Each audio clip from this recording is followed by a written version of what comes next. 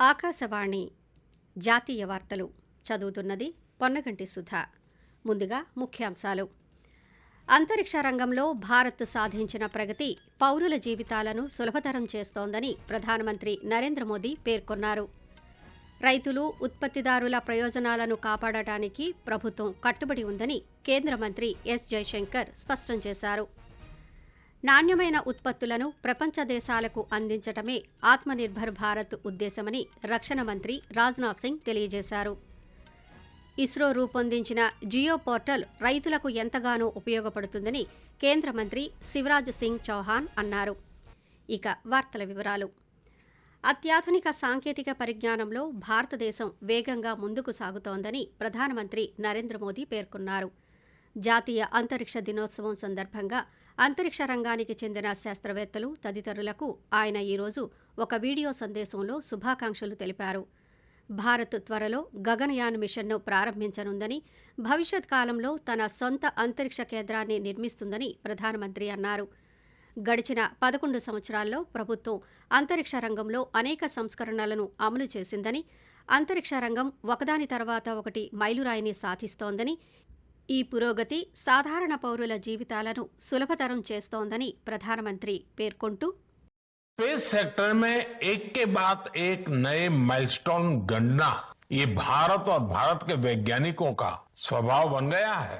2 साल पहले ही भारत पहला ऐसा देश बना था जिसने चंद्रमा के साउथ पोल पर पहुंचने का इतिहास रचा। आप सब वैज्ञानिकों की मेहनत से भारत गगनयान की उड़ान भी भरेगा और आने वाले समय में भारत अपना स्पेस स्टेशन भी बनाएगा। अभी हम मून और मार्स तक पहुंचे हैं. జాతీయ అంతరిక్ష దినోత్సవం సందర్భంగా కేంద్ర హోంమంత్రి అమిత్ షా అంతరిక్ష శాస్త్రవేత్తలు, ఇంజనీర్లకు శుభాకాంక్షలు తెలిపారు.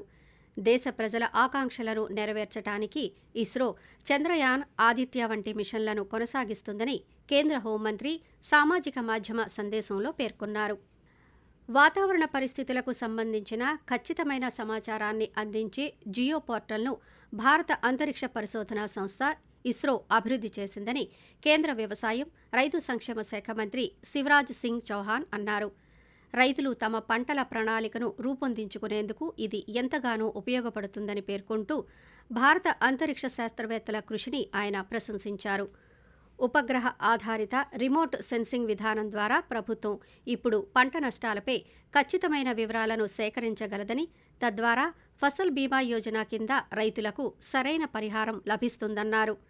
పంటల ఛాయాచిత్రాలను విశ్లేషించడం ద్వారా పంట తెగుళ్లను గుర్తించగల కొత్త సాంకేతికతపై భారతీయ శాస్త్రవేత్తలు పనిచేస్తున్నారని కేంద్ర మంత్రి తెలియజేశారు. భారతదేశ రక్షణ రంగ ఎగుమతులు గత దశాబ్ద కాలంలో సుమారు 35 రెట్లు పెరిగాయని రక్షణ మంత్రి రాజ్నాథ్ సింగ్ పేర్కొన్నారు. ఢిల్లీలో ఈరోజు జరిగిన వరల్డ్ లీడర్స్ ఫోరంలో ఆయన మాట్లాడుతూ 2029 నాటికి రక్షణ రంగంలో 50,000 కోట్ల రూపాయల ఎగుమతులను సాధించాలని ప్రభుత్వం లక్ష్యాన్ని నిర్దేశించుకుందని చెప్పారు. భారత రక్షణ ఉత్పత్తులు ప్రస్తుతం దాదాపు 100 దేశాలకు ఎగుమతి అవుతున్నాయన్నారు. ఆత్మనిర్భర్ భారత్ ఉద్దేశం దిగుమతులను తగ్గించడం మాత్రమే కాదని, దేశీయ అవసరాలను తీర్చుతూ అధిక నాణ్యత కలిగిన రక్షణ ఉత్పత్తులను ప్రపంచ దేశాలకు సరఫరా చేయడమని అన్నారు.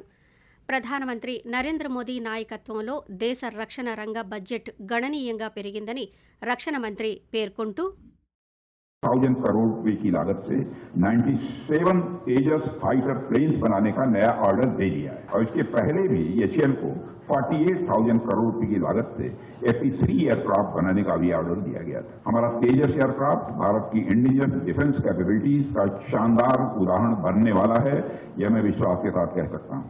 ऐसा नहीं है कि हमें इस काम में समस्याओं का सामना नहीं करना पड़ा है, मगर हमने तय किया है कि हर समस्या का समाधान निकालेंगे और भारत में फाइटर एयरक्राफ्ट बनाने की पूरी कैपेबिलिटी निश्चित रूप से हम खड़ी करेंगे. ప్రధానమంత్రి నరేంద్ర మోదీ ఈ నెల 29 నుంచి 4 రోజుల పాటు జపాన్, చైనా దేశాల్లో పర్యటించనున్నారు. జపాన్ పర్యటనలో భాగంగా ప్రధానమంత్రి ఈ నెల 29, 30వ తేదీల్లో అక్కడ జరిగే 15వ ఇండియా జపాన్ వార్షిక సదస్సులో పాల్గొంటారు. ఈ పర్యటన సందర్భంగా ఇరు దేశాల ప్రధానమంత్రులు రక్షణ, భద్రత, వాణిజ్యం, ఆర్థిక వ్యవస్థ, సాంకేతికత, ఆవిష్కరణలతో సహా భారత్, జపాన్ దేశాల మధ్య ప్రత్యేక వ్యూహాత్మక భాగస్వామ్యాన్ని సమీక్షిస్తారు. అలాగే ప్రాంతీయ, ప్రపంచ ప్రాముఖ్యత కలిగిన అంశాలను కూడా చర్చిస్తారు. ప్రధానమంత్రి చైనా పర్యటనలో భాగంగా ఈ నెల 31వ తేదీ నుంచి 2 రోజుల పాటు టియాన్జిన్లో జరిగే షాంఘై సహకార సంస్థ సదస్సులో పాల్గొంటారు. ఈ సదస్సులో ప్రధానమంత్రి నరేంద్ర మోదీ పలువురు ప్రపంచ నాయకులతో ద్వైపాక్షిక సమావేశాలు నిర్వహించనున్నారు. ఆకాశవాణి జాతీయ వార్తలు వింటున్నారు. భారత్, అమెరికా దేశాల మధ్య వాణిజ్య చర్చలు ఇంకా కొనసాగుతున్నాయని విదేశాంగ మంత్రి డాక్టర్ ఎస్ జైశంకర్ అన్నారు. ఈరోజు న్యూఢిల్లీలో జరిగిన వరల్డ్ లీడర్స్ ఫోరం 2025ను ఉద్దేశించి ఆయన మాట్లాడుతూ దేశంలోని రైతులు, లఘు ఉత్పత్తిదారుల ప్రయోజనాలను కాపాడేందుకు ప్రభుత్వం కట్టుబడి ఉందని స్పష్టం చేశారు. అమెరికాతో జరిగే చర్చల్లో భారత్ వైఖరి స్పష్టంగా ఉందని, జాతీయ ప్రయోజనాలకు అనుగుణంగానే నిర్ణయాలు తీసుకోవడం జరుగుతుందని చెప్పారు. ప్రభుత్వం స్వయం సమృద్ధి, ఆత్మనిర్భరతకు ప్రత్యేక ప్రాధాన్యత ఇస్తోందన్న ఆయన ఒకే దేశ వనరుపై ఎక్కువగా ఆధారపడకూడదని ఇటీవలి అనుభవం నేర్పిందన్నారు. పాకిస్తాన్తో సంబంధాలపై మాట్లాడుతూ భారత్ ఎవరి మధ్యవర్తిత్వాన్ని అంగీకరించదని అన్నారు. ఈ అంశంపై భారత్లో ఏకాభిప్రాయం ఉందని జైశంకర్ పేర్కొంటూ I think recent experience has taught us that don't be excessively dependent on a single supply chain or a single country source. Recent experience has also taught us don't be dependent on a single market. So it isn't just from the sourcing to the production, it is also from the production to the market. Now, that doesn't mean you switch off from somewhere, it means you diversify. అమెరికాకు ఈ నెల 25వ తేదీ నుంచి అన్ని postal సేవలను తాత్కాలికంగా నిలిపివేయాలని భారత తపాలా శాఖ నిర్ణయించింది.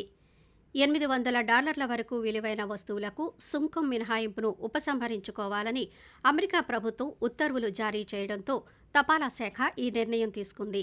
అయితే $100 వరకు బహుమతి వస్తువులపై సుంకాల నుంచి మినహాయింపు కొనసాగుతుంది. అంతరిక్ష రంగంలో ప్రైవేటు భాగస్వామ్యాన్ని అనుమతించడం గత 11 సంవత్సరాల్లో జరిగిన గొప్ప సంస్కరణ అని అంతరిక్ష శాఖ సహాయ మంత్రి డాక్టర్ జితేంద్ర సింగ్ అన్నారు.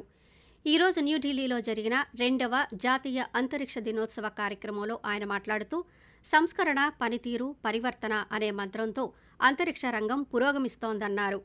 ఈ కార్యక్రమంలో పాల్గొన్న astronaut group captain Shubhanshu Shukla మాట్లాడుతూ అంతరిక్ష పరిశోధనకు సంబంధించి భారత్కు ప్రస్తుత కాలం స్వర్ణయుగమన్నారు. గగన్యాన్ మిషన్, భారతీయ అంతరిక్ష స్టేషన్ సహా భారత్ ముందు పెద్ద ఆశయాలు ఉన్నాయని, జపాన్, యూరోపియన్ అంతరిక్ష సంస్థలు కూడా ఈ మిషన్ గురించి ఉత్సాహం కనబరుస్తున్నాయని చెప్పారు.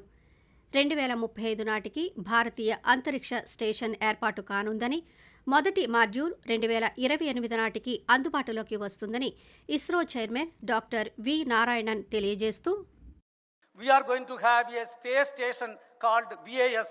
By 2035, India will have a space station on its own, and the first module will be lifted off by 2028. And he has given approval for a NGLV, next generation launcher. And next generation launcher configuration little bit we have modified. The first launcher which lifted off from Indian soil, the SLV-3, the project director was none other than APJ Abdul Kalam, and worked under the leadership role of Professor Satish Dhawan. వాతావరణం. ఢిల్లీ, హర్యానా, బీహార్, ఝార్ఖండ్, ఛత్తీస్గఢ్, గుజరాత్ రాష్ట్రాల్లోని కొన్ని ప్రాంతాల్లో రానున్న 2-3 రోజుల పాటు భారీ నుంచి అతి భారీ వర్షాలు కురుస్తాయని భారత వాతావరణ శాఖ ఐఎండీ తెలియజేసింది. ఒడిశా, తమిళనాడు, పుదుచ్చేరి, ఉత్తరప్రదేశ్, పశ్చిమ బెంగాల్లో కూడా ఇటువంటి పరిస్థితులు ఉంటాయని పేర్కొంది. ఆకాశవాణి జాతీయ వార్తలు ముగించే ముందు ముఖ్యాంశాలు మరోసారి. అంతరిక్ష రంగంలో భారత్ సాధించిన ప్రగతి పౌరుల జీవితాలను సులభతరం చేస్తోందని ప్రధానమంత్రి నరేంద్ర మోదీ పేర్కొన్నారు. రైతులు, ఉత్పత్తిదారుల ప్రయోజనాలను కాపాడటానికి ప్రభుత్వం కట్టుబడి ఉందని కేంద్ర మంత్రి ఎస్ జైశంకర్ స్పష్టం చేశారు. నాణ్యమైన ఉత్పత్తులను ప్రపంచ దేశాలకు అందించటమే ఆత్మనిర్భర్ భారత్ ఉద్దేశమని రక్షణ మంత్రి రాజ్నాథ్ సింగ్ తెలియజేశారు. ఆకాశవాణి జాతీయ వార్తలు ఇంతటితో సమాప్తం.